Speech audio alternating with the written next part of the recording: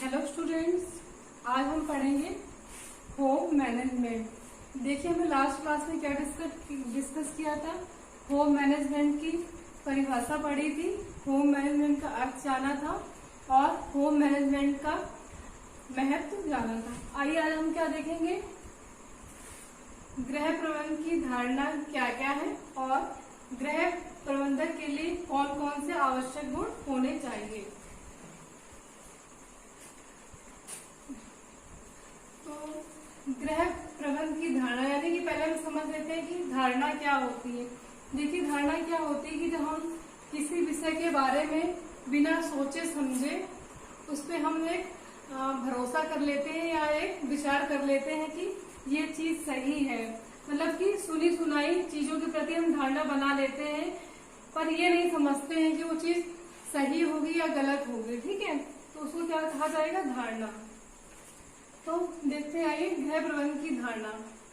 गृह प्रबंधन की धारणा में पहला है, प्रबंध मुखिया तक ही सीमित है। यानी कि इसमें क्या है कि प्रबंध मुखिया तक ही सीमित है, यह भी एक धारणा है। ये धारणा है कि प्रबंध मुखिया तक ही सीमित है, सही नहीं है। ठीक है, प्रबंध मुखिया तक ही सीमित है, ये जो धारणा है सही नहीं है।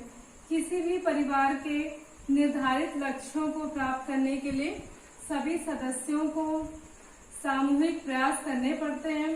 अर्थात कि गृहिणी गृह कार्यों के संबंध में प्रबंध करती है, तो परिवार के सभी सदस्यों को अपनी योग्यता के अनुसार इसमें सहयोग करना चाहिए। यानी कि इसमें क्या कह रहे हैं कि जो प्रबंध है, यानी कि जो एक होम मैनेजमेंट की प्रोसेस होती है कि जरूरी नहीं कि गृहिणी है उसके ऊपर ही सारा बोझ डाल दिया जाए या प्रबंधक तक ही सीमित रहे। ठीक है, तो ये धारणा क्या है, ये धारणा है कि ये धारणा सही नहीं है। यानी कि जो एक फैमिली होती, परिवार होता है, उसमें जो प्रत्येक सदस्य का कार्य होता है कि वो सहयोग करे, तभी एक अच्छा परिवार चल सकता है। गृह प्रबंधन के कार्य में वे अपनी स्वयं की भी कुछ जिम्मेदारी महसूस करें, जो सदस्य होते हैं, क्योंकि प्रबंधन के कार्यों में अनेक साधनों एवं जानकारी की आवश्यकता पड़ सकती है। अतः कार्य एवं समय के अनुसार किसी सदस्य विशेष को उस कार्य के लिए प्रमुख भूमिका निभानी पड़ सकती है। ठीक है, जैसे कि एग्जाम्पल लेने की, घर के किसी व्यक्ति को बच्चे को पढ़ाने की जिम्मेदारी दी जा सकती है, जो कि गृहिणी की अपेक्षा ज्यादा दक्षता से कार्य कर सकता है। ठीक है, यानी कि जो मेंबर है वो जिस कार्य में निपुण है उसको वो कार्य सौंपने चाहिए और दूसरे मेंबर से क्या उम्मीद करना चाहिए कि धीरे धीरे वो भी उन कार्यों में सहयोग कर सके। नेक्स्ट देखते हैं, प्रबंध का संबंध केवल कार्य करना नहीं है। ठीक है, इसमें क्या है कि गृह प्रबंध का अर्थ केवल कार्य को करना नहीं होता है। गृह प्रबंध का क्या अर्थ है, कार्य को व्यवस्थित रूप देना ताकि साधनों का अधिकतम सदुपयोग हो सके। इसके लिए कार्य को करने से पहले योजना बनाई जाती, प्लानिंग की जाती है और उसमें सभी बातों को ध्यान में रखा जाता है, जिससे कि भविष्य में अच्छे परिणाम प्राप्त हो सके। ठीक है, यानी कि प्रबंध का संबंध केवल यही नहीं है मैनेजमेंट का कि कार्य करने तक ही सीमित नहीं है। नेक्स्ट देखते हैं, लक्ष्यों को प्राप्त करना ही प्रबंध नहीं है, कि यानी कि हमने लक्ष्य बना लिए हैं और हम सोचें कि मैनेजमेंट हो गया, तो ये बहुत ही गलत धारणा है। ठीक है, तो कुछ लोगों में क्या होती है, ये धारणा हो जाती है कि उद्देश्यों या लक्ष्यों को प्राप्त करना ही प्रबंध है, लेकिन ये वास्तव में क्या है, बहुत ही गलत धारणा होती है। गृह प्रबंधन का उद्देश्य है एक साथ कई उद्देश्यों को हम पूर्ण कर सके, यानी कि हम एक साथ बहुत सारे जो हमने योजना बनाई है उसको हम अच्छे से कर सके। और जो होम मैनेजमेंट है इसका क्षेत्र सर्वव्यापी है। ठीक है, नेक्स्ट देखते हैं, प्रबंधक प्रतिभाशाली जन्म से ही नहीं वरन प्रशिक्षण से ही बनते हैं। तो कुछ लोगों में ये धारणा भी हो जाती है कि जो प्रबंधक होते हैं, यानी जो प्रतिभाशाली लोग होंगे, जो बहुत ही निपुण होंगे, वो ही बहुत ही अच्छे प्रबंधक बन सकते हैं। लेकिन ये क्या है, बहुत ही गलत धारणा होती है, क्योंकि प्रबंधक बनने में क्या है कि अगर अच्छे से उनको किसी मेंबर को प्रशिक्षण किया जाए और अनुभव के द्वारा कोई भी व्यक्ति बहुत ही अच्छा मैनेजमेंट चला सकता है। ठीक है, तो क्या होता है कि अक्सर गृहिणियों में ये आम धारणा रहती है कि अच्छे प्रबंधक जन्म से ही होते हैं, लेकिन ये बात बहुत ही गलत है। ये धारणा है जो सत्य नहीं है। प्रशिक्षण व अनुभव से व्यक्ति एक अच्छा प्रबंधक है जो बन सकता है। अभ्यास से व्यक्ति कार्य में निपुण हो जाता है।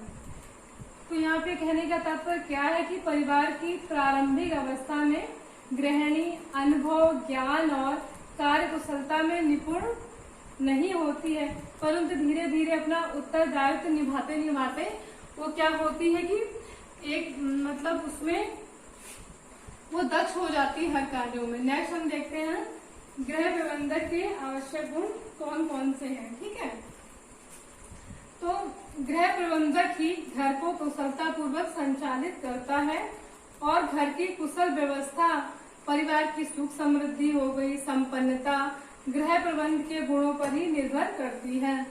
यानी कि अगर गृह प्रबंधक बनना है या होम मैनेजमेंट अच्छा चलाना, तो उसमें क्या है कि जो गृह प्रबंधक होता है उनके लिए आवश्यक गुण हैं, जैसे कि कार्य कुशलता। तो गृहिणी को कार्य करने में कुशल होना चाहिए, जिससे कि वो गृहिणी को कम समय में शक्ति बचत के आजकल जो मतलब बाजार में काफी उपकरण ऐसे आ गए हैं कि हम उन उपकरणों से कम समय में अच्छा काम जल्दी से जल्दी कर सकते हैं। ठीक है, तो नए उपकरण, नवीन वस्तुओं का उसको क्या है नॉलेज होना चाहिए। नेक्स्ट देखते हैं बुद्धि। तो विभिन्न परिस्थितियों में समस्याओं को सुलझा लेना। ठीक है, दैनिक कार्यों को करने में जैसे समस्याओं का समाधान अच्छे से कर पाए, व्यवस्थित ढंग से योजना, समय, धन और शक्ति की व्यवस्था अच्छी होनी चाहिए, घरेलू सामग्री का चुनाव और बच्चों की देखभाल कैसे हो, तो इन सब में क्या है उसको सोच समझ के हर निर्णय लेना होता है। नेक्स्ट देखते हैं सहनशीलता। तो जो गृहिणी का स्वभाव होता है सहनशील होना चाहिए, क्योंकि गृहिणी परिवार के सदस्यों की व्यक्तिगत आवश्यकताओं, कठिनाइयों एवं समस्याओं को सहनशील होकर उसको समझना चाहिए।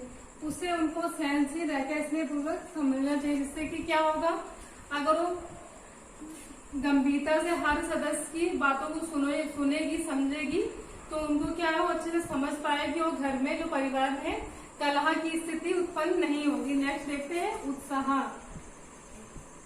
गृहिणी में क्या है, गृहिणी में कार्य को शीघ्रता से और कुशलता पूर्वक करने का उत्साह होना चाहिए। गृह कार्यों को लगन और उत्साह व रुचि से किया जाए तो क्या होता है, योजना सफल हो जाती है। ठीक है, नेक्स्ट देखते हैं उचित निर्णय।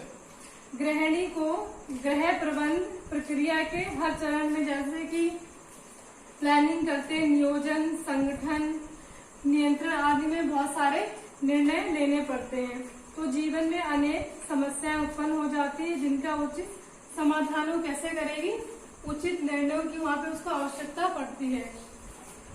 नेक्स्ट देखते हैं आत्म नियंत्रण। तो गृहिणी को अपना व्यवहार शांतिपूर्वक रखना चाहिए, उसमें धैर्यशीलता व विनम्रता के साथ साथ सब सदस्यों की समस्याओं का समाधान भी ऐसी उसमें क्वालिटीज होनी चाहिए कि हर सदस्य की समस्याओं का समाधान कर सके। नेक्स्ट देखते हैं जो कि लास्ट है मितव्ययिता।